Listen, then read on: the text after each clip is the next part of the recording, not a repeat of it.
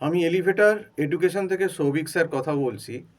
আজকে আমি জানাতে চাই যে যারা তোমরা 2025-এ ম্যাকআউটে অ্যাডমিশন নেওয়ার কথা ভাবছো এমবিএ, এবং যাদের একটু মানে অর্থনৈতিক দিক থেকে একটু অসুবিধে আছে, মানে একটু কম ফিজে কলেজ হলে ভালো হয়, কারণ সবাই তো আর গভর্নমেন্ট কলেজে পাবে না, মানে ক্যালকাটা ইউনিভার্সিটি বা কল্যাণী বার্ডওয়ান এখানে সবাই চান্স পাবে না। তো এইগুলো ছাড়া ম্যাকআউটের বাকি যে সমস্ত প্রাইভেট কলেজগুলো মোটামুটি কলকাতা সারাউন্ডিংসে আছে, তার মধ্যে কিছু কলেজ, একটা দুটো কলেজের ফিজ নমিনাল আছে, যারা কিন্তু 3 লাখের ভেতর এমবিএ করায়।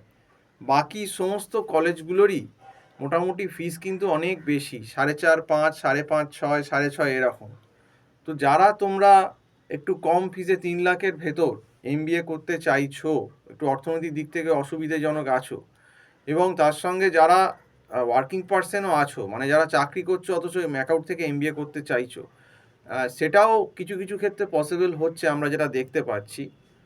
সেক্ষেত্রে যদি আমাদের সাহায্য চাও, তাহলে আমার যে নাম্বারটা তোমরা টাইটেলে দেখতে পাচ্ছ, এবং এর নাম্বারে হোয়াটসঅ্যাপও আছে, 9831044518, এই নাম্বারে কল করে তোমরা আমার সঙ্গে যোগাযোগ করতে পারো।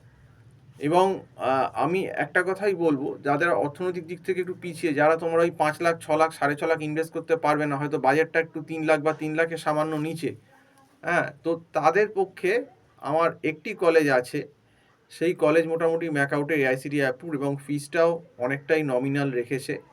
তো এটাই মোটামুটি কলকাতা সারাউন্ডিংসে সব থেকে আমার মনে হয় মানে কম ফিস। বাকি আরও একটা একটা দুটো কলেজের ফিস আরও কম আছে, কিন্তু সেগুলো বোলপুরের দিকে, শান্তিনিকেতন। আর যদি একদম মানে কলকাতা একটু আশেপাশে কলেজ চাও, তাহলে কিন্তু এই কলেজটাই কিন্তু তোমাদের একটা ভালো অপশান রয়ে গেছে কম ফিজের মধ্যে।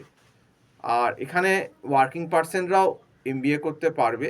তাদের প্রোভাইডেড যে সিএস সময় একটু অ্যাটেন্ড করতে হবে ক্লাস, আর এক্সামের সময় তো অবশ্যই অ্যাটেন্ড করতে হবে, কারণ ইউনিভার্সিটি এক্সাম চলাকালীন তুমি ডিস্টেন্স থেকে করো, যেখান থেকে করো না কেন, পরীক্ষা তোমায় দিতেই হবে।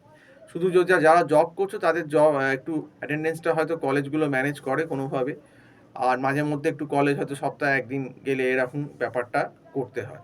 আর একটা যে জব করো, সেইটার একটা কিন্তু প্রমাণ কলেজ চায় যে তুমি সত্যিকারের জব করছো কি করছো না, তাহলে কিন্তু জব ক্যান্ডিডেটদের অ্যালাউ করে।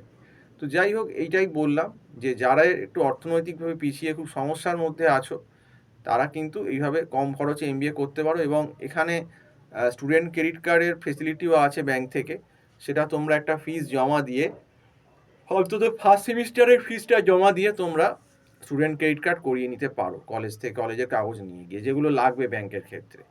তো যদি মনে হয়, আবারও বলছি, আমার নাম্বারটা যেটা টাইটেলে রয়েছে, 9831044518, এই নাম্বারে কল করে কথা বলতে পারো। তো যাই হোক, আজকে এই অবধি বলেই শেষ করছি। নমস্কার।